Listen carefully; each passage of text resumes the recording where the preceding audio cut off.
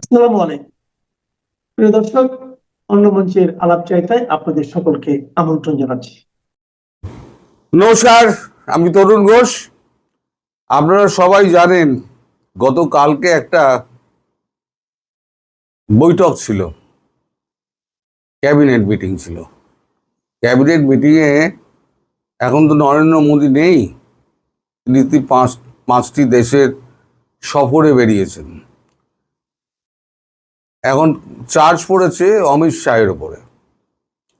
তা বিভিন্ন বিষয় নিয়ে কথাবার্তা তাদের মধ্যে হয়েছে, আন্তর্জাতিক বিষয় নিয়ে, আমাদের আন্তরাষ্ট্র বিষয়গুলি নিয়ে। কালকে ফলতায় একটা শুভেন্দু অধিকারীর একটা নির্বাচনী সভা ছিল, 21শে মে, যেহেতু ফলতার পুনর্নির্বাচনের কথা, তাই তিনি সেখানে গেছিলেন। দেরি হয়ে যাওয়ার জন্য প্লেন মিস করেছেন। তারপর উনি ওই ভিডিও কনফারেন্সে যোগ দেন, তখন মিটিং শুরু হয়ে গিয়েছে। তা তো কত দেরি হলো কেন জিজ্ঞেস করা হয়, তিনি বললেন যে, শুভেন্দু বললেন যে, আমি ফলতায় মিটিং করতে গেছিলাম। তখন হাসতে হাসতে অমিত শাহ জিজ্ঞেস করেছেন, কত লিড আশা করেন?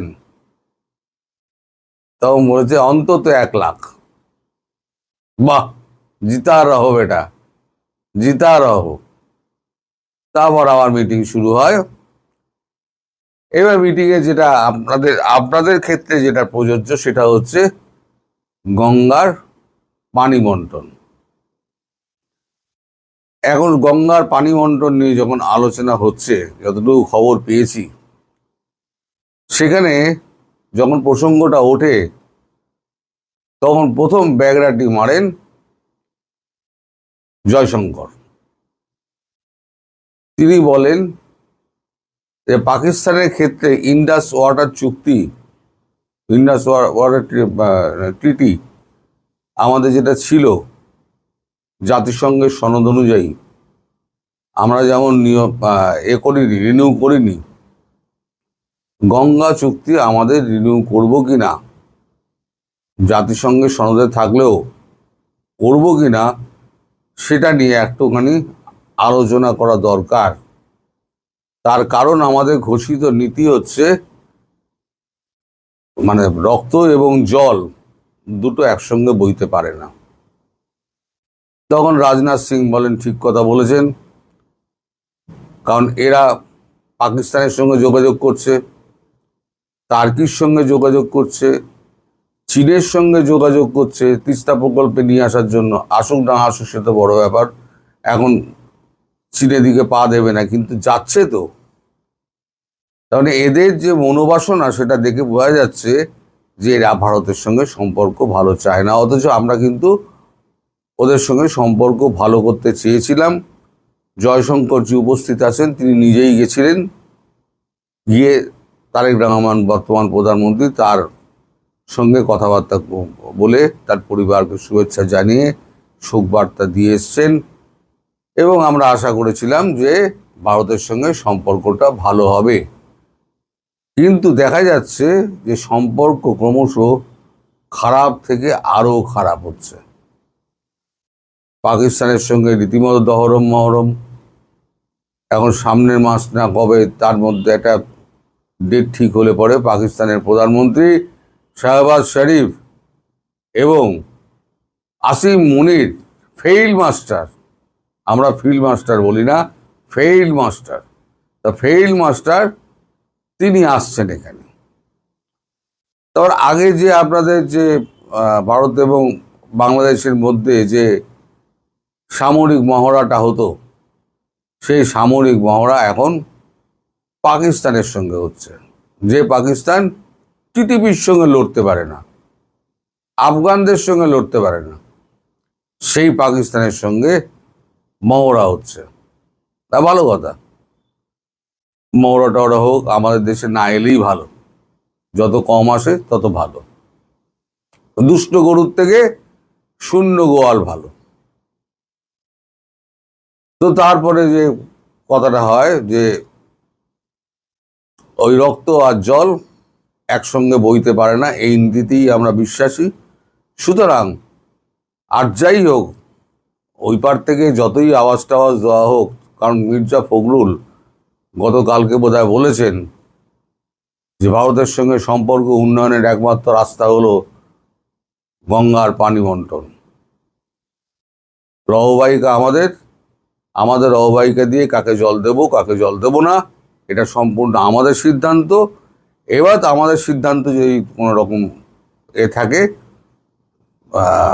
আপত্তি থাকে, তাহলে তারা জাতিসংঘে যেতে পারে, আমরা জাতিসংঘের সঙ্গে বুঝে নেব, কিন্তু জল পাবে না। এবার শুভেন্দুকে জিজ্ঞেস করা হয় যে তিস্তা নিয়ে আপনার মতামত কি? আপনি তো এখন বাংলার মুখ্যমন্ত্রী পশ্চিমবঙ্গের, আপনার মতামত কি? তখন শুভেন্দু বলেন যে তিস্তা দিয়ে জল যদি আমরা দিয়ে দিই, তাহলে পরে আমাদের দক্ষিণবঙ্গ কিন্তু শুকিয়ে যাবে। আর একেই গঙ্গার জল আমাদের কমিয়ে দেওয়াতে আমাদের এই প্রিন্সেপ ঘাটে, যেটা কলকাতার যে প্রিন্সেপ ঘাট, সেখানে গঙ্গার জলের স্তর অনেক নেমে গেছে। আগে এখানে জাহাজ ঢুকতে পারতো, মাল এখানেই খালাস হতো, কিন্তু এখন এখানে জাহাজ কেন, বড় লঞ্চও ঢুকতে দেয় সমস্যা হয়। ফলে গঙ্গা চুক্তি যদি না হয় আর গঙ্গার জল যদি আমরা পুরোটা পাই, তাহলে আমাদের মানে গঙ্গার গতিপথটা অনেকটা ঠিক হয়ে যাবে। এবং গঙ্গা অ্যাকশন প্ল্যানের যে টাকা বরাদ্দের টাকাটা বাকিটা আটকে রেখে দিয়েছে, কারণ প্রথম বরাদ্দের টাকাটা দেওয়া হয়েছিল, সেই টাকাটা মমতা ব্যানার্জি ওই গাছপালা লাগিয়ে সমস্ত সৌন্দর্যায়নের ক্ষেত্রে কাজে লাগিয়েছেন। গঙ্গার পলি মাটি তোলা হয়নি, গঙ্গার কোনো কাজই হয়নি। সে টাকাটা পুরো অর্ধেক পকেটে গেছে, আর অর্ধেক হচ্ছে ওই গাছগাছালি পোতা হয়েছে।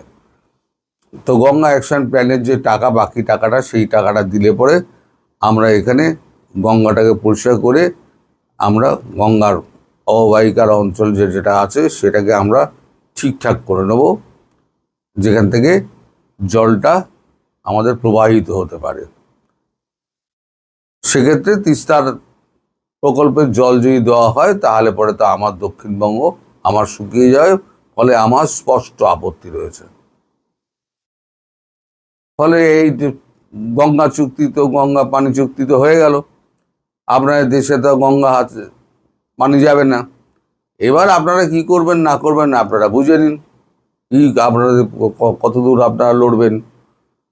আপনারা বোমা ফেলবেন নাকি মিসাইল ফেলবেন? হ্যাঁ, আপনারা বলছেন চোখে চোখ রেখে কথা বলবেন। আচ্ছা, আমার হাইট হচ্ছে 5 ফুট 3 ইঞ্চি। আমি যদি দ্য গ্রেট খালির সঙ্গে, যার হাইট হচ্ছে প্রায় 7 ফুট, দাঁড়িয়ে যদি তার চোখে চোখে রেখে কথা বলতে চাই, তাহলে আমাকে দেয় টুলের ওপর দাঁড়াতে হবে, উচ্চতায় সমান হতে হবে, তবে তো চোখে চোখ রেখে কথা বলবেন। এদিকে ভিক্ষা করে খাচ্ছেন, ভারতবর্ষ না দিলে পরে অবস্থা খারাপ। তারপর আবার ভারতবর্ষের সুসম্পর্ক করার জন্য আপনারা আবার ধমকও দেবেন, আবার শত্রুর সঙ্গে গলা মেলামেলি করবেন। সব তো একসঙ্গে হতে পারে না। তারপরই শুভেন্দুকে অমিত শাহ বলেন, আপনি যে 45 দিনের কথা বলেছেন না, এই জমি দেওয়ার ব্যাপারে অত দেরি করা যাবে না, 30 দিনের মধ্যে জমি করতে হবে। আর আমি বিএসএফকে বলে দিচ্ছি 15 দিনের মধ্যে কাঁটাতারের বেড়া কমপ্লিট করতে হবে, আর 15 দিনের মধ্যে ইলেকট্রিফিকেশন কমপ্লিট করতে হবে। তার মানে 2 মাস,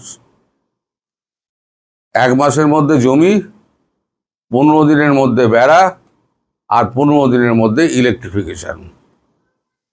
বললাম না, ইলেকট্রিক্যাল হবে, বর্ডার ফেন্সিং হবে। তো এই 3টে একসঙ্গে আপনার হয়ে যাচ্ছে। তার মানে বর্ডারও তাড়াতাড়ি বসে যাচ্ছে, border fencing, electrical border fencing হচ্ছে, আর গঙ্গার পানি আর আপনারা পাবেন না।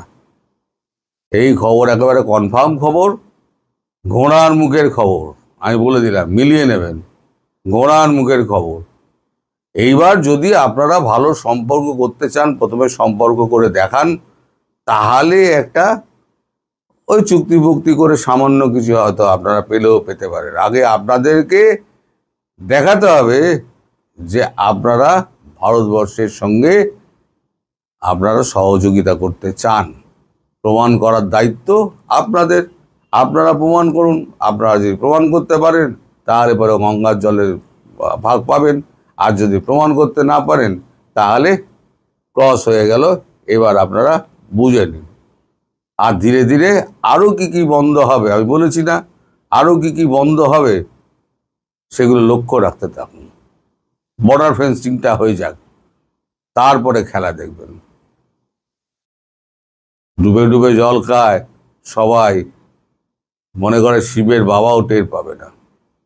চোখে চোখ রেখে কথা কি করে বলেন আমরা দেখে নেব। আপনি আমাকে তির্যক নাম দিলেন, কিন্তু আজকে একজন মানে জামাতি সুন্দরীর ব্যাপারে কথা বলতে বলতেছেন, আমি কিভাবে তির্যক বিশ্লেষণ করব ভেবে পাচ্ছি না।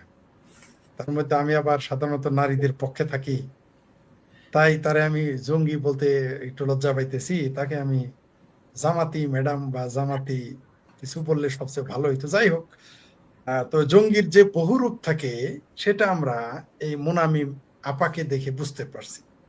তার ছাত্রের সাথে তার যখন ছবি আসলো, ভাইরাল হইলো, আমরা বললাম এটা ব্যক্তিগত, এগুলো নিয়ে আমরা কথা বলতে রাজি না।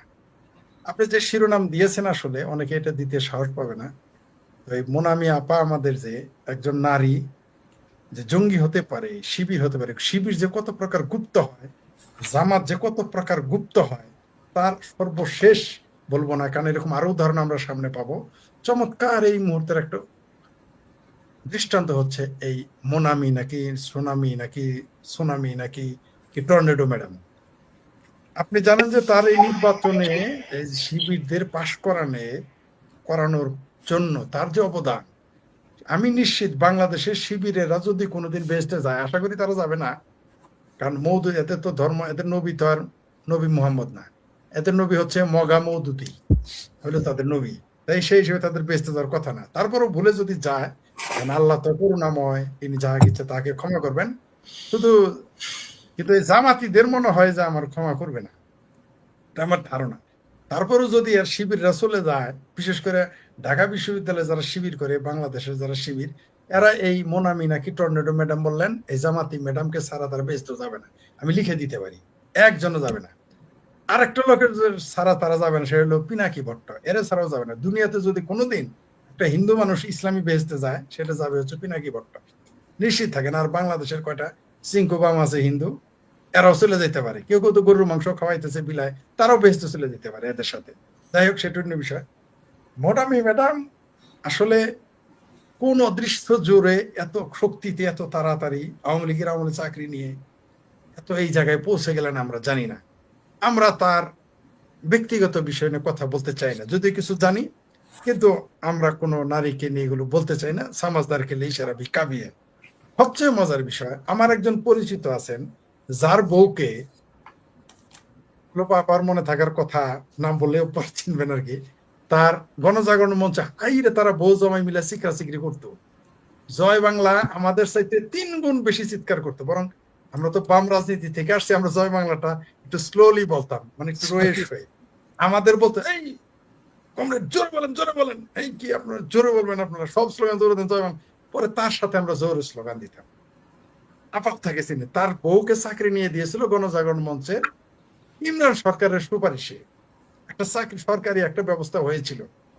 সেই লোকটার দেখে আমি প্রতিদিন আল্লাহ 30 দিন, আজকেও আপনি দেখেন, সেখানে গিয়ে দেখবেন হয় শেখ হাসিনার গালি দিচ্ছে না বঙ্গবন্ধুর গালি দিচ্ছে, নিচে নিচে সর্বনিম্ন, মানে তাও 24 ঘন্টা একবার করে।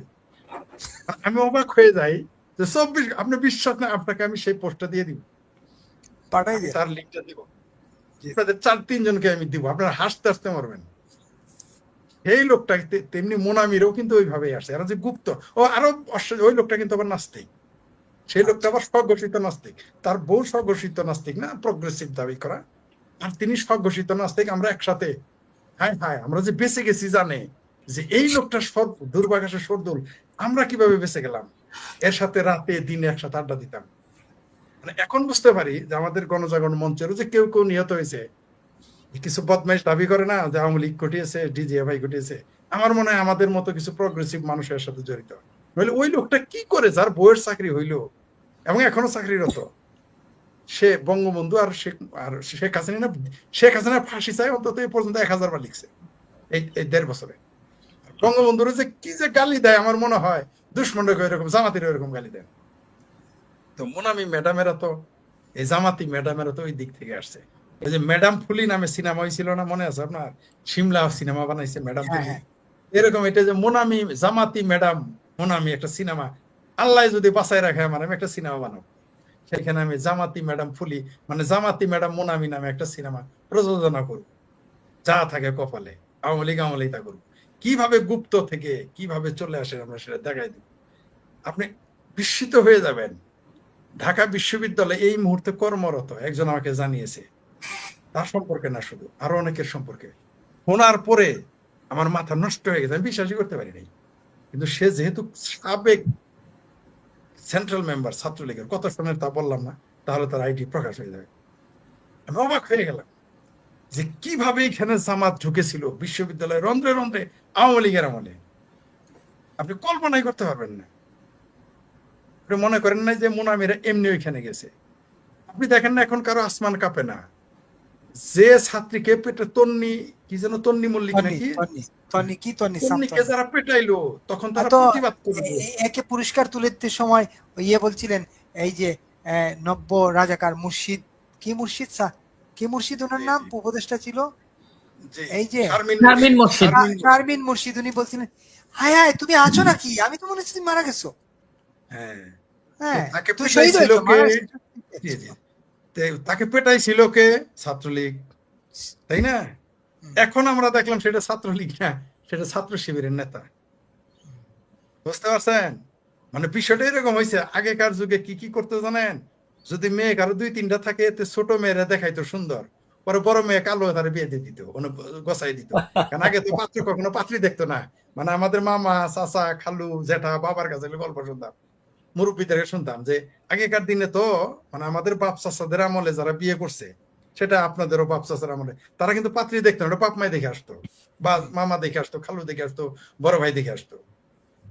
তখন তো যা দিছে তাই নিয়ে চলে আসতো।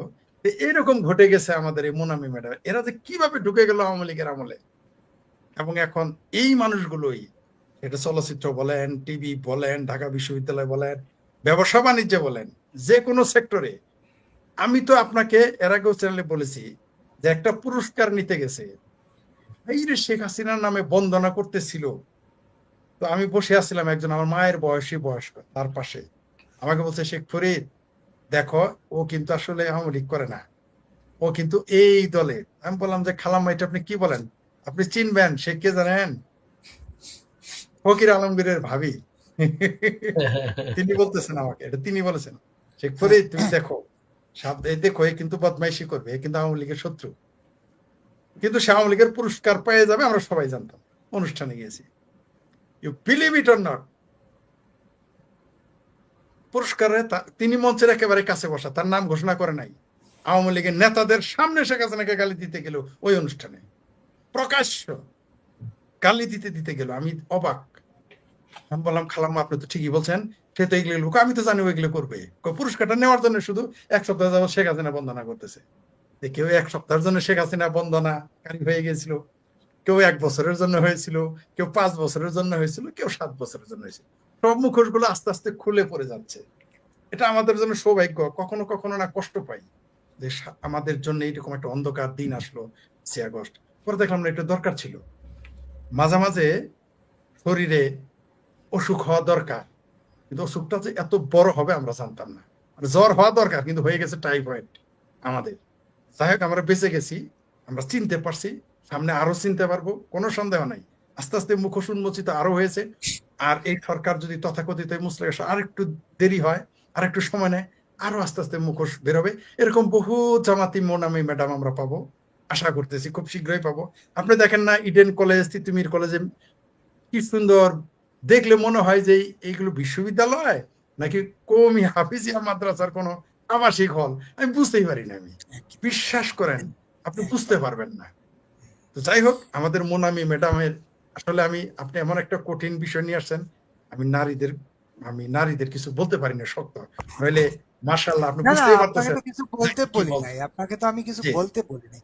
বলছি না, ওনার ওই যে সাথে ওনার সঙ্গে আলোচনা করার জন্য। না, আলোচনা না, ওনার অনেক কিছু বলার ছিল, রোল নারী। নিশ্চয়ই এখন নিশ্চয়ই আপনি বলবেন, এই জন্য নিশ্চয়ই আবার তাকে বলবেন। অনেক কিছু মুখে আসলেও, ঠোঁটে আসলেও আরো বলতে পারতেছেন, এই না আপা আছে, লোপা আপা, আপার জন্য আর শরম পাইতেছে, যদি বলে দুই একটা আমি বলে চলে দিই, যাই। না না, আপা বলবেন, তারপর আপনি আপার বললেন, পোকা অসুবিধা চেহারা নেই। দেখে আর বলতে পারতেছি না। কারণ নারী, আমাদের আমাদের ভারতীয় উপমহাদেশের নারীকে পূজা করা হয়, এমনকি মুসলমান যারা, তারা মাকে মায়ের পায়ের নিচে বেস্ট মনে করা হয়। সেই নারী, তারা, আমারও কন্যা আছে, আমারও বোন আছে, তো খুব কষ্ট হয় যে এরা কিভাবে শিবিরের পাচাটা হতে পারে আওয়ামী লীগের ব্যানারে চাকরি নিয়ে এসে। আমরা সেটা, তার সর্বশেষ দৃষ্টান্ত হচ্ছে এই জামাতি মোনামি ম্যাডাম। দেখুন, বিভক্তিটা অত্যন্ত নিষ্ঠুরভাবে বিভক্ত কোনো রাষ্ট্র কিন্তু কোনো জাতি কোথাও নাই পৃথিবীতে, এবং এই বিভক্তির জটিলতা তৈরি করেছে নানানভাবে। মূল বিভক্তিটা এসেছে, দেখুন, এটা এসেছে বাংলাদেশের মুক্তিযুদ্ধের। যারা মুক্তিযুদ্ধ চলাকালে বা তারও আগে যারা পাকিস্তান রাষ্ট্র চেয়েছিলেন, তাদের যে ক্ষোভ রয়ে গেছে বাংলাদেশ রাষ্ট্রটি প্রতিষ্ঠিত হওয়ার কারণে, এবং তারা যে এই সমাজে প্রতিষ্ঠিত হতে পেরেছে, এই দিক থেকে তারা একটা জায়গা আছে। আর বাংলাদেশের যারা মুক্তিযুদ্ধ করেছে, যারা মুক্তিযুদ্ধের পক্ষে শক্তি, তাদের আলাদা একটা চিন্তাধারা আছে, তাদেরও কিন্তু আলাদা একটা মালিকানার কথা আছে। এখন এই দুটো কিন্তু তেল আর জলের মতো হয়ে গেছে, এরা কখনো মিশতে পারছে না, এবং এটাই কিন্তু বাংলাদেশের সব সমস্যার মূল। এবং এই এই এই বিভক্তিটা থাকার কারণেই বাংলাদেশে কিন্তু বিদেশিরা বারবার সুযোগ গ্রহণ করে। আর বিভক্তিটা যা ছিল সেখানে এটা দ্বিগুণ হয়েছে এর সাথে ধর্ম যুক্ত হওয়াতে। আমি যদি একটা উদাহরণ দিয়ে বলি, দেখুন, এখন বাংলাদেশে সবচেয়ে বেশি আলোচনা হচ্ছে একটা মেয়ের মৃত্যু, ফুটবল খেলোয়াড় কায়সার হামিদের মেয়ে। তার মৃত্যুতে আমরা অনেক আলোচনা দেখছি, এবং বিভক্তিটা তো আছে একদিকে, আরেকদিকে একটা অত্যন্ত গুরুত্বপূর্ণ জিনিস দেখা যাচ্ছে, ধর্ম এখানে আছে আবার ধর্ম নাই। কিভাবে? দেখুন, পাকিস্তানের পক্ষে কিন্তু শুধু সেকুলার মানুষরা বাংলাদেশের পক্ষে সেটা না, পাকিস্তানপন্থী অনেক সেকুলার কিন্তু বাংলাদেশে রয়ে গেছে, যারা বিভিন্ন কারণে হিন্দুকে ঘৃণা করত। এদের বেশিরভাগ ভারতের অংশ থেকে বর্তমান বাংলাদেশে এসছে, সেই ধর্মের ভিত্তিতে বাংলাদেশ পাকিস্তান এই দুটা রাষ্ট্র ভাগ হওয়াতে।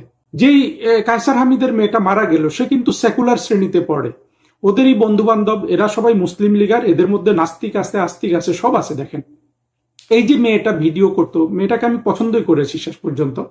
সে ভিডিও করত, সে আধুনিক পোশাক পরতো, সে তার পিতা মাতা, তার শিক্ষা মুসলিম লীগের হলেও সে কিন্তু বোম্বাই মিউজিক ইন্ডাস্ট্রিকে, তার কপালের যে মানে কি বলবো, যে একটা পরিহাস আর কি, সে বোম্বাই সিনেমা ইন্ডাস্ট্রিকে ফলো করে সে কিন্তু একটা সেলিব্রিটি হয়ে গিয়েছিল। এই যে মেয়েটা একটা সৃষ্টিশীল কাজ করতো, যদিও সৃষ্টিটা চুরি করা, নিজের বিকাশ হওয়ার তার কোনো সুযোগ ছিল না তার পারিবারিক ব্যাকগ্রাউন্ডের কারণে। এই মেয়েটা ভিডিও করত, একটা ভালো কাজের সাথে জড়িত ছিল, সে একটু আধুনিক পোশাক পরতো। এই জন্য কিন্তু আজকে বাংলাদেশের যেই জঙ্গি শ্রেণীটার সাথে সে 2024 সালে মিলিত হয়েছিল, সেই জঙ্গিদের মধ্যে মনে করেন যে হাসনাত আবদুল্লাহ, হাদি, বা জামাতের জঙ্গিরা, মাসুদ, এরা কিন্তু এই মুহূর্তে প্রতিনিয়ত ভাবছে এই মেয়েটা কিন্তু জাহান্নামের আগুনে জ্বলছে। কারণ তার হাত দেখা গিয়েছে, তার স্লিপ দেখা গিয়েছে, তার পোশাকের কারণে, সে যেহেতু বোরকা পরেনি, সে যেহেতু আপনার ইসলাম অনুযায়ী ইসলামিক পোশাক গ্রহণ করেনি, এবং সে যেহেতু ভিডিও করেছে, এই কারণে মেয়েটা এখন জাহান্নামের আগুনে জ্বলছে। হাদিও এটা ভাবছে, হাদি যদিও এখন জীবিত নাই, মাসুদ এটা ভাবছে, হাসনাত আবদুল্লাহ ভাবছে, অর্থাৎ যারা যারা মূল জঙ্গি ছিল বাংলাদেশের স্বাধীনতা বিরোধী ধর্মীয় অংশটা, ওরা কিন্তু এখন মেয়েটার কথা এইটা ভাবছে। আপনি হয়তো আমাকে এই মুহূর্তে আবার আপনি যে শুনছেন সেও বিরক্ত হচ্ছেন যে এই কথা এখন কেন একটা মেয়ের মৃত্যুর পরে। না, এই কথাটাই তো ভাবতে হবে। এইখান থেকে কিন্তু চরম ঘৃণাটা আসছে পাকিস্তানি সেকুলারদের নিয়ে। এখানে আমাদের আপত্তিটা আছে, এরা এমন একটা শ্রেণীর সাথে বাংলাদেশের বিরোধিতা করতে গিয়ে জড়ো হয়েছে, সেই বদরুদ্দিন উমর থেকে এরা সবাই, এদেরকে কিন্তু আবার এই জঙ্গি শ্রেণীটা ভাবছে যে বদরুদ্দিন উমর সম্পর্ক, তারা কিন্তু ভাবে যে বদরুদ্দিন উমর এখন জাহান্নামের আগুনে জ্বলছে। ঠিক এই যে সদ্য একটা মেয়ে মৃত্যুবরণ করলো, এটা সম্পর্কেও কিন্তু জঙ্গিদের একই ধারণা। আপনি কিন্তু এই জিনিসটাকে আপনি অবহেলা করবেন না। কেন করবেন না জানেন? এটাই কিন্তু আমাদের সমাজের সব ঘৃণার মূলে আছে, এই ঘৃণা। তবে এই ঘৃণাটা যারা ব্যবহার করে জঙ্গি শ্রেণী, তারা এইটা পাকিস্তানি সেকুলার এবং নাস্তিকদের বিরুদ্ধে ইহজগতে করে না। কারণ হলো ইহজগতে এই পাকিস্তানি নাস্তিক আর সেকুলার এই জঙ্গিগুলাকে সমর্থন দেয়। ফলে তারা এই ঘৃণাটা শুধু মুক্তিযুদ্ধের পক্ষের শক্তির ক্ষেত্রে ব্যবহার করে। সেই জন্য আপনি দেখবেন আমাদের অধ্যাপক জাফর ইকবাল উনি যদি ঘোষণাও দেন যে আমি নাস্তিক, এই কথা কেউ বলতে পারবে না, এবং আমি ইসলামের সমালোচনা করেছি এই কথা কেউ বলতে পারবে না, তখনও তার পেছন দিয়ে এসে তার কল্লা কেটে ফেলে। বদরুদ্দিন ওমরের ক্ষেত্রে কিন্তু ঠিক উল্টোটা ঘটে। এই ঘৃণাকে আপনার অ্যাড্রেস করতেই হবে বাংলাদেশের সমাজের। যা হোক, আজকের আলোচনায় এটা প্রাসঙ্গিক এসেছে দেখে বললাম যে এত গভীর ঘৃণা যেখানে বিরাজমান, যেখানে এত গভীর ঘৃণা চর্চা করা হয়, যেখানে একটা মেয়ে তার পক্ষের মারা গেলেও কল্পনায় দেখা হয় যে এই মেয়েটা এখন জাহান্নামের আগুনে জ্বলছে, সেটাকে আপনি যদি বলেন যে মৃত্যুর সময় এটা বলে লাভ নাই, লাভ না থাকলে কি হবে? কারণ যেই অংশটা এই রাষ্ট্রের সবচেয়ে ক্ষতিকারক তাদের চিন্তা তো এইটা আছে, এটাকে আপনি কেন অবহেলা করছেন? কেন আপনি এটাকে ভাবতে চাচ্ছেন? আপনাকে ভাবতে হবে। আমাদের এই যে রাজনৈতিক সমাজ বিভক্ত হয়ে আছে, জাতি রাজনৈতিকভাবে বিভক্ত, এটার সমাধানের ক্ষেত্রে আমাদের কয়েকটা জিনিস আগে বিবেচনায় করতে হবে। একটা হলো যে এই বিভক্তিটা মুক্তিযুদ্ধের পক্ষের শক্তি কিভাবে দেখে। মুক্তিযুদ্ধের পক্ষের শক্তি এটাকে বরাবর আপনার সহনশীলতার দৃষ্টিতে দেখেছে। আপনার কাছে অবাক লাগছে যে সহনশীলতার দৃষ্টিতে কিভাবে দেখলো? কারণ হলো দেখেন, এই মুক্তিযুদ্ধের পক্ষের শক্তি কিন্তু এদের মুক্তিযুদ্ধের বিপক্ষের যে শক্তিটা আছে এদের কখনো কিন্তু ফিজিক্যালি উৎপাটন করার চেষ্টা করেনি। হ্যাঁ, মাঝে মধ্যে জঙ্গিদের পুলিশ ধরেছে, বঙ্গবন্ধুর আমলে তো রাজনৈতিকভাবে এদের কিছু করা হয় নাই, তখন জাসদ টাসদ এগুলো নিয়ে বঙ্গবন্ধুকে ব্যতিব্যস্ত রাখা হয়েছিল। শেখ হাসিনা শাসন আমলে শুধু যারা হার্ডকোর জঙ্গি হয়ে গিয়েছিল ওদের পুলিশ ধরেছে, বাকি সবাই কিন্তু বা জামাতের একটা রাজনৈতিক বিরোধিতা ছিল, কিন্তু জামাতের অর্থনৈতিক ভিত্তি সবকিছু সঠিক ছিল। শেখ হাসিনা যদি বিপরীতে আপনি চিন্তা করেন যে 2024-এর জঙ্গি উত্থানের পর আমরা কি দেখলাম, বা তার আগে যদি আমরা চিন্তা করি, বাংলাদেশের মুক্তিযুদ্ধের পক্ষের শক্তি বিশেষ করে আওয়ামী লীগ এই মুক্তিযুদ্ধের পক্ষের বিপক্ষের বিভক্তি, জঙ্গিবাদ ইত্যাদি নিয়ে অনেক কথা বলেছে, মৌলবাদ এগুলো, কিন্তু তারা কখনো এই জামাত জঙ্গি বা যারা মুক্তিযুদ্ধ বিরোধী তাদের কিন্তু ফিজিক্যালি উৎপাটনের চেষ্টা করে নাই। ফিজিক্যালি উৎপাটনের চেষ্টা করা হয়েছে মুক্তিযুদ্ধের পক্ষের শক্তিকে, সেটা আমরা 1975 সালে দেখেছি, 2024 সালে দেখেছি। কিন্তু এই স্বাধীনতা বিরোধী শক্তি কিন্তু আবার সবসময় এটা বলে এসেছে, আওয়ামী লীগ বা আমরা যা বলি তার থেকে অনেক সহনশীল কথাবার্তা, যে না, দেশকে মুক্তিযুদ্ধের পক্ষে বিপক্ষে এটা বিভক্ত করে কোনো লাভ হবে না, স্বাধীনতার এত বছর পরে কিসের মুক্তিযুদ্ধের বিপক্ষের পক্ষের শক্তি, এটাই তারা সবসময় বলে এসেছে। তারা বঙ্গবন্ধুকে কাছে টানার চেষ্টা করেছে, বলার চেষ্টা করেছে বঙ্গবন্ধু কত ইসলাম, একজন খাঁটি ইসলামিক মানুষ ইত্যাদি, কিন্তু খুন করার সময় খুন করে ফেলেছে তারা যে। এবং আপনারা যদি গোলাম আজমের ছেলেটাকে দেখেন, ওই যে ব্রিগেডিয়ার যে ছেলেটা, গোলাম আজমকে যখন জেলখানা নিয়ে যাওয়া হয়, ওর দেখবেন ওর কথাগুলো তখন ছিল অত্যন্ত নরম এবং ভদ্র, দেখলে মনে হতো যে হ্যাঁ, এই ধরনের ভদ্র মানুষদের শেখ হাসিনা কত কষ্ট দিচ্ছে। পরবর্তীতে 2024 সালের জঙ্গি উত্থানের পর আমরা কি দেখলাম? আবার দেখলাম যে বাংলাদেশের যেই নিষ্ঠুরতা কখনো কেউ দেখে নাই, যে মানুষকে পুড়িয়ে মেরে ফেলা, সংখ্যালঘুদের ঘরবাড়ি থেকে বের করে দেওয়া এবং মানুষকে রাস্তায় পিটিয়ে মারা, বাড়িতে পিটিয়ে মারা, এটা কিন্তু বাংলাদেশের ইতিহাসে আমরা দেখি নাই।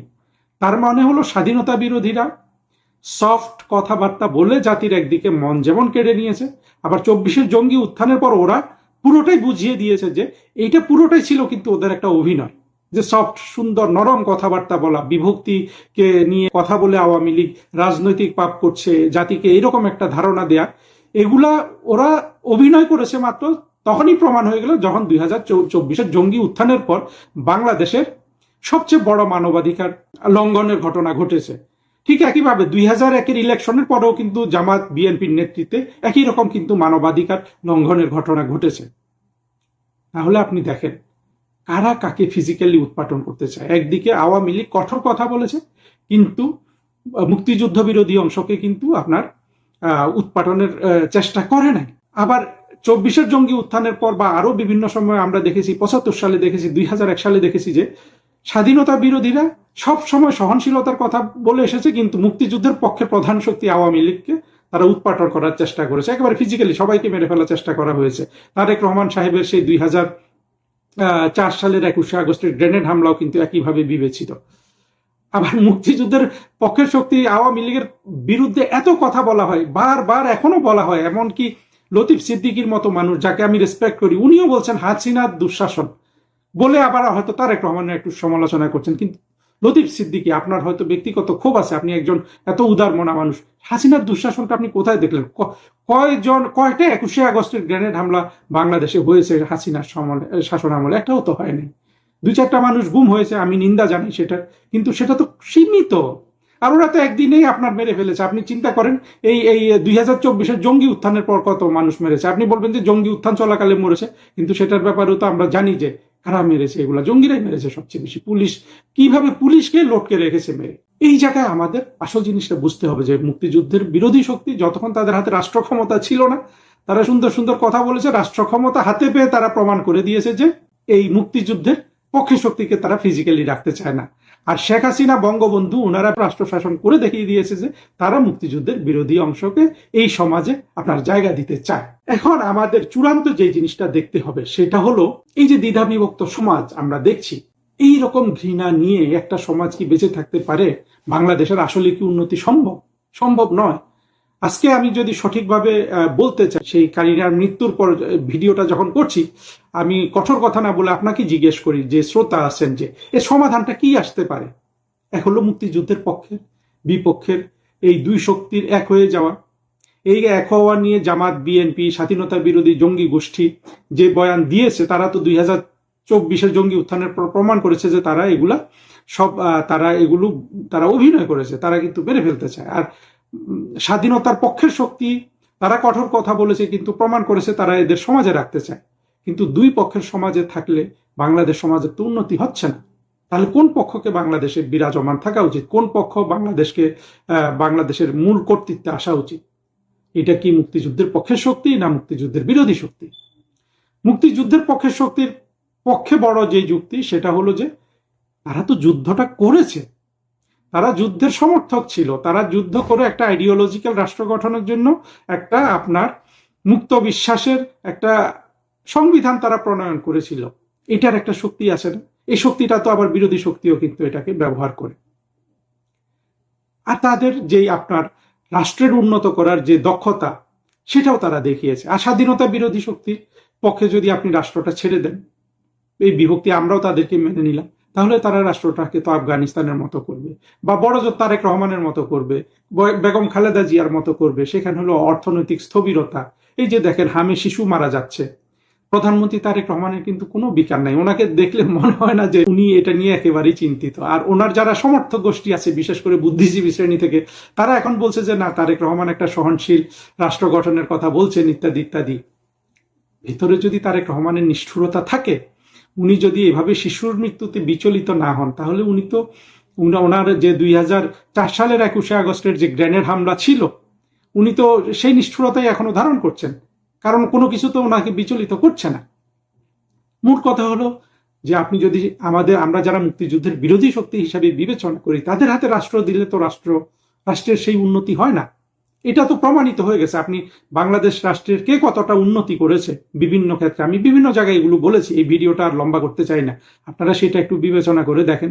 তাহলে আপনি কার হাতে বাংলাদেশ রাষ্ট্রটাকে ছেড়ে দিবেন? মুক্তিযুদ্ধের পক্ষের হাতে না মুক্তিযুদ্ধের বিপক্ষের হাতে? আর এই যে দুই পক্ষের বিরোধ, এটা আপনি করতে পারবেন না, এবং এটা পাকিস্তানি সেকুলার নাস্তিকদের সবচেয়ে ভালো বুঝতে হবে। কি জন্য? ওই যে কারিনার মৃত্যুতে আজকে ভিডিওটা করছি কেন, ওখানে দেখেন কারিনা যাদের সাথে গিয়ে মিলল এই জঙ্গি উত্থানকালে, আজকে তারা সেই জঙ্গি অংশটা কিন্তু কোনোভাবেই আপনাকে এই ছাড় দিবে না যে কারিনা এখন দোজকের আগুনে জ্বলছেন। এই যে ঘৃণা, মূল ঘৃণা, এবং বাংলাদেশের স্বাধীনতা বিরোধীদের নিয়ে আমার ব্যক্তিগতভাবে যে সমস্যা, যে ওরা যে আসল ঘৃণাটা উৎপাদন করে, যে মানুষকে দোজকে দিয়ে, তাদেরকে ভেস্তে দিয়ে, এমনকি তাদের যারা হেল্প করে, যে পাকিস্তানি সেকুলার এবং মুক্তমনা, তাদেরকেও যে তারা ভেস্তে দিতে চায় না, দিবে না কখনো, পিনাকিকে তারা কখনো ভেস্তে দেবে না। এইটা হলো কিন্তু এই সমস্যাটা, যেটা নিয়ে আমি অগোছালো একটা আলোচনা করলাম, সমস্যাটার সবচেয়ে একেবারে আপনার কি বলবো, যে আপনার ট্রাক্স, একেবারে আপনার হার্ড নাট, যে সমাধানটা করতে হবে, সেই সমাধানটা করতে হলে ওই ঘৃণাটা কিন্তু স্বাধীনতা বিরোধীদের মন থেকে কিন্তু সরিয়ে নিতে হবে। সেটা কি সম্ভব?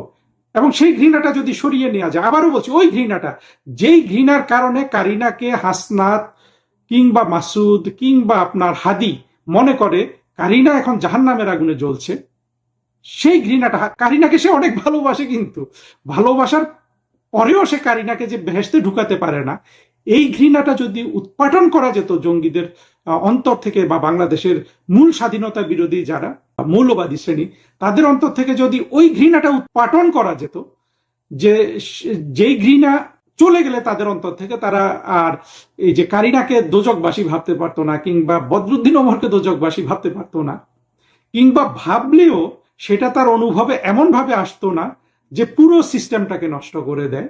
সেটা হলো এই সমস্যার মূল জিনিস। তার মানে বাংলাদেশের দ্বিধাবিভক্ত সমাজ, যে বাংলাদেশের সব সমস্যার মূলে, এটা যদি আপনি বুঝে থাকেন, আমি যে জিনিসটা যোগ করতে চাই যে আপনার মন থেকে ওই ঘৃণাটাও আপনার দূর করতে হবে, যেই ঘৃণায় কারিনাকে আমরা আজকে বেহেশত ভাবি না ভেবে ভাবছি যে তাকে যদি কবর দেয়া হয়, আমরা ভাবছি যে তার কবরে কিন্তু আযাবের ফেরেশতারা এসে এখন তাকে মারধর করছে, তার ওই ভিডিও করার কারণে, তার ওই ধরনের আধুনিক পোশাক পরার কারণে। সেই ঘৃণাটা উৎপাটন করতে হবে জঙ্গিদের অন্তর থেকে।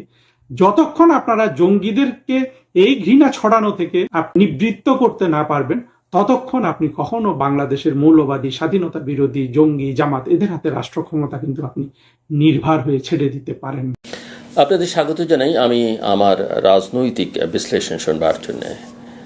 বাংলাদেশ এখন এমন এক সময়ের মধ্য দিয়ে যাচ্ছে যেখানে সবচেয়ে বড় সংকট শুধু রাজনীতির নয়, শুধু নির্বাচন বা সংস্কারেরও নয়, নির্বাচন বলতে স্থানীয় সরকার বোঝাচ্ছি, বরং সত্য উচ্চারণের সাহসের সংকট।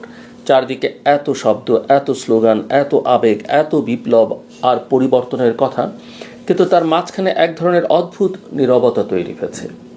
এই নীরবতা কেবল মানুষকে চুপ করিয়ে রাখছে না, বরং ধীরে ধীরে রাষ্ট্র, রাজনীতি, প্রতিষ্ঠান এবং সমাজের ভেতরের পচনকে ঢেকে দিচ্ছে।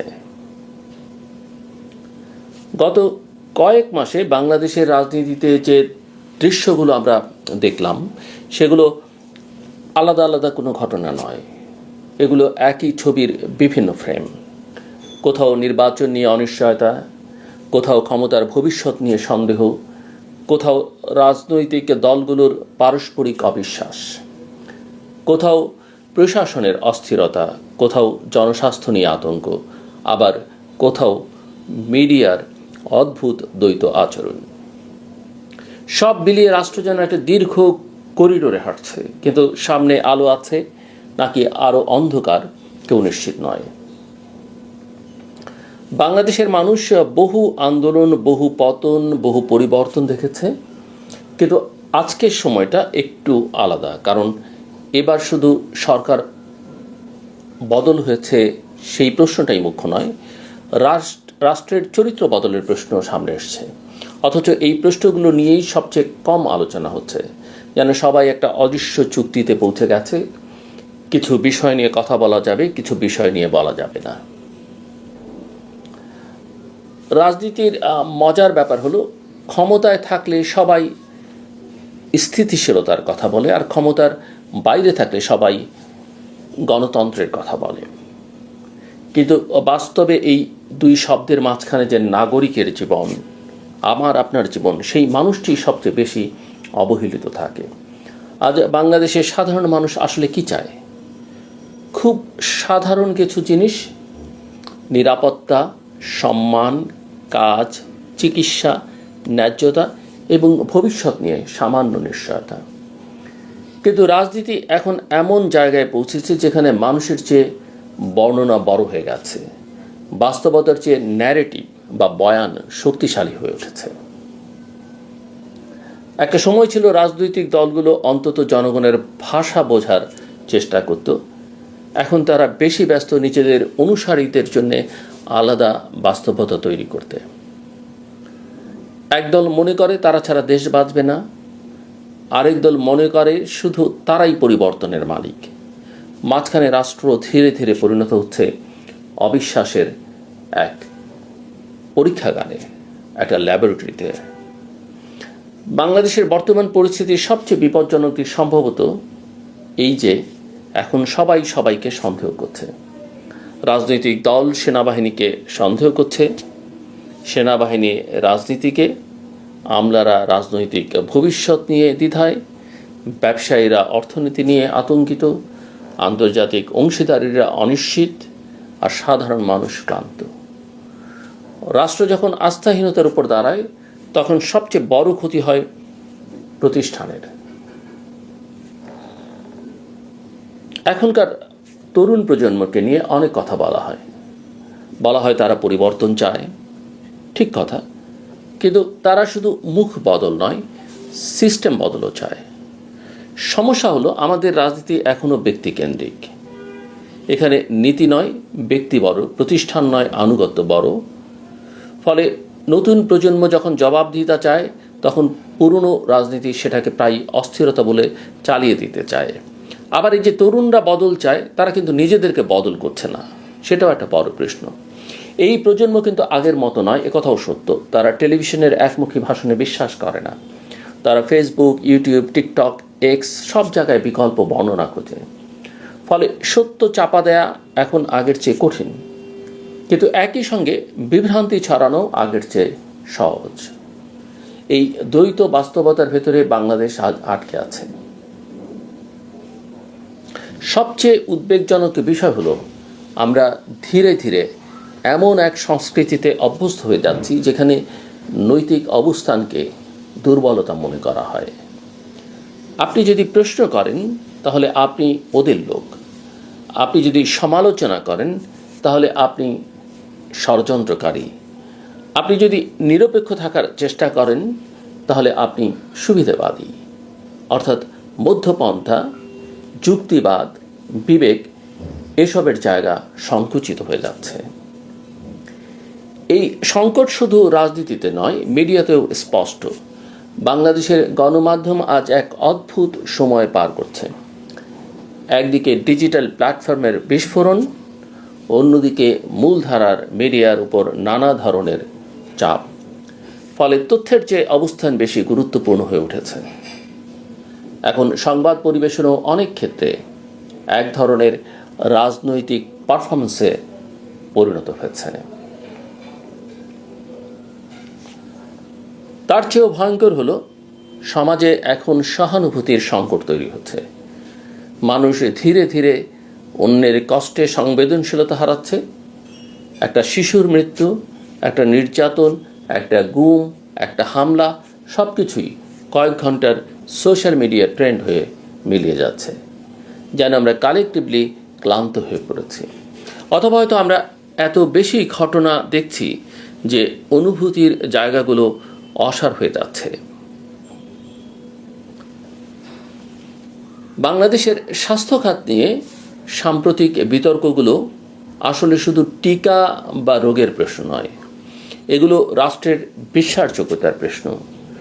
মানুষ যখন স্বাস্থ্য ব্যবস্থাকে বিশ্বাস করতে পারে না, তখন গুজব বাস্তবতার চেয়েও দ্রুত ছড়ায়।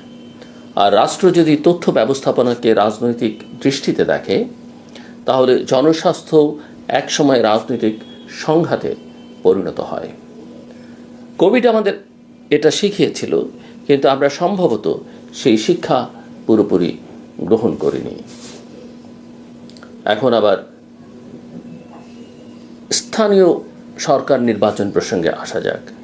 বাংলাদেশের ইতিহাসে নির্বাচন, জাতীয় কিংবা স্থানীয়, কখনোই শুধু ভোট ছিল না, এটা ছিল ক্ষমতার বৈধতা নির্ধারণের যুদ্ধ নানা পর্যায়ে। কিন্তু আজ পরিস্থিতি এমন জায়গায় গেছে যেখানে স্থানীয় সরকার নির্বাচন কবে হবে, কিভাবে হবে, কতটা নিরপেক্ষ হবে, এসব প্রশ্নই অনিশ্চয়তার কেন্দ্র। একদল দ্রুত নির্বাচন চাইছে, আরেক দল সংস্কারের কথা বলছে। স্থানীয় সরকার ব্যবস্থারও একটা বড় সংস্কার দরকার। এখানে এই নির্বাচনে রাজনৈতিক প্রভাব কতখানি থাকবে সেটা একটা বড় প্রশ্ন, কারণ নির্বাচন কমিশন করলেও নির্বাচনটা আসলে অনেক কিছু নির্ধারণ করে স্থানীয় সরকার মন্ত্রণালয়। সো কেউ কেউ স্থিতিশীলতার কথা বলছে, কেউ বিপ্লব অসমাপ্ত বলছে, কেউ বিপ্লবই বলছেন না, বলছেন অভ্যুত্থান। কিন্তু সাধারণ মানুষ বুঝতে পারছে না শেষ পর্যন্ত তাদের জীবনে কি পরিবর্তন আসবে। বাংলাদেশের রাজনীতির আরেকটা বড় সমস্যা হলো এখানে কেউ দীর্ঘমেয়াদী রাষ্ট্র চিন্তা করে না। সবাই পরবর্তী নির্বাচনে ভাবে কিভাবে ক্ষমতায় দীর্ঘস্থায়ীভাবে থাকা যাবে সেটা নিয়ে ভাবে, কিন্তু পরবর্তী প্রজন্ম নিয়ে নয়। ফলে স্বাস্থ্য, শিক্ষা, পরিবেশ, প্রযুক্তি, নগর ব্যবস্থা এসব মৌলিক বিষয়গুলো সবসময় পিছিয়ে পড়ে। অথচ বিশ্ব এখন এমন জায়গায় চলে গেছে যেখানে শুধু রাজনৈতিক স্লোগান দিয়ে রাষ্ট্র টিকে থাকা কঠিন। বিশ্ব রাজনীতিও বদলাচ্ছে। যুক্তরাষ্ট্র, চীন, ভারত, রাশিয়া সবাই দক্ষিণ এশিয়াকে নতুন করে দেখছে। বাংলাদেশ এখন কেবল একটা দেশ নয়, একটা ভূ-কৌশলগত ক্ষেত্র। বঙ্গোপসাগর, করিডোর, বন্দর, সংযোগ, Indo Pacific, belt and road initiative এসব শব্দ এখন বাংলাদেশের ভবিষ্যতের সঙ্গে জড়িয়ে গেছে। কিন্তু আমাদের অভ্যন্তরীণ রাজনৈতিক বিভাজন এত গভীর যে আমরা অনেক সময় নিজেদের অবস্থানও পরিষ্কারভাবে নির্ধারণ করতে পারছি না। সবচেয়ে বড় কথা, বাংলাদেশ এখন এমন এক সন্ধিক্ষণে দাঁড়িয়ে যেখানে রাষ্ট্রকে নতুন সামাজিক চুক্তি করতে হবে। শুধু ক্ষমতা বদল নয়, রাজনৈতিক সংস্কৃতির পরিবর্তন দরকার। প্রতিশোধের রাজনীতি থেকে বেরিয়ে আসা দরকার। প্রতিষ্ঠানকে ব্যক্তি নির্ভরতা থেকে মুক্ত করা দরকার। আইনকে রাজনৈতিক অস্ত্র বানানো বন্ধ করতে হবে, নইলে প্রতিটি নতুন সরকার পুরনো ভুলের পুনরাবৃত্তি করবে। আমরা প্রায় একটা কথা বলি, বাংলাদেশ সম্ভাবনার দেশ। কথাটা সত্যি, কিন্তু সম্ভাবনা নিজে নিজে বাস্তব হয় না। তার জন্য প্রয়োজন দায়িত্বশীল নেতৃত্ব, পরিণত রাজনৈতিক সংস্কৃতি এবং সাহসী নাগরিক সমাজ। সবচেয়ে বেশি দরকার সত্য বলবার সাহস, কারণ রাষ্ট্রের সবচেয়ে বড় শত্রু বিরোধী দল নয়, বিদেশি শক্তিও নয়, বরং সেই নীরবতা যেখানে সবাই সব বুঝেও চুপ থাকে। রবীন্দ্রনাথ ঠাকুর এক জায়গায় লিখেছিলেন, সত্য যে কঠিন, কঠিনেরে ভালোবাসিলাম। কিন্তু আমাদের সমাজ এখন যেন উল্টো পথে হাঁটছে। আমরা কঠিন সত্যকে এড়িয়ে সহজ মিথ্যার আশ্রয় নিচ্ছি, কারণ মিথ্যে অনেক সময় আরামদায়ক, সত্য অস্বস্তিকর। কিন্তু ইতিহাসের একটা নির্মম নিয়ম আছে, চাপা দেয়া সত্য একদিন বিস্ফোরিত হয়, আর তখন শুধু সরকার নয়, পুরো রাষ্ট্রই তার মূল্য দেয়। বাংলাদেশ কি সেই পথেই হাঁটছে, নাকি এখনো ফিরে আসার সুযোগ আছে? এই প্রশ্নের উত্তর এখনো পুরোপুরি হারিয়ে যায়নি, কিন্তু সময় দ্রুত ফুরিয়ে যাচ্ছে। আমার কথা শুনবার জন্য আপনাদের অসংখ্য ধন্যবাদ। আপনাদের সবার জন্য শুভকামনা।